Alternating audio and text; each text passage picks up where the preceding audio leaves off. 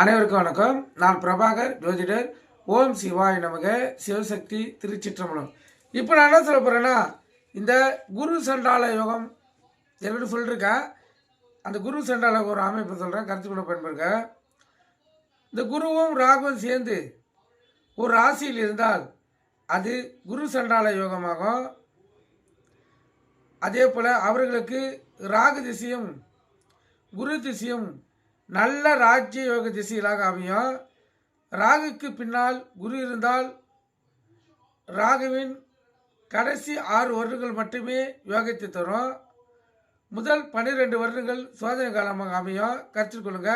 ஆனால் குருவும் ராகுவும் இணைந்து ஒரே கட்டத்தில் இருந்தால் அவங்களுக்கு குரு திசை வந்தாலும் ராகு திசை வந்தாலும் அற்புத பலன்களை அந்த ஜாதகர்களுக்கு வாரி வழங்கும்.